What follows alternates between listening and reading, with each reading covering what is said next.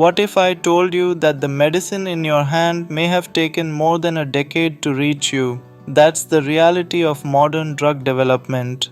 When people think about medicines, they often imagine a scientist discovering a molecule, testing it, and quickly launching it into the market. But in reality, developing a new drug is one of the longest, most complex, and highest risk processes in all of science. The journey usually begins in the laboratory with drug discovery. Scientists may screen thousands, even millions, of compounds to find one that shows potential against a disease target. Most fail almost immediately.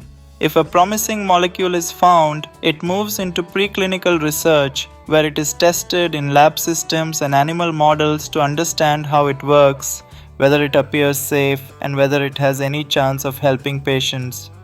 Only after that can the drug enter clinical trials. Phase 1 tests safety in a small number of people. Phase 2 explores whether the drug actually works and helps determine the right dose. Phase 3 involves much larger patient populations to confirm safety and effectiveness before approval. Each of these stages can take years, and even then, success is not guaranteed. That's because most drug candidates fail somewhere along the way. Sometimes because they don't work, sometimes because of safety concerns, and sometimes because the results simply aren't strong enough. On top of the science, there's also regulation. Every step must be documented, reviewed, and approved by regulatory authorities to ensure patient safety. Companies must generate huge amounts of data on quality, manufacturing, safety, and efficacy before a medicine can ever be approved.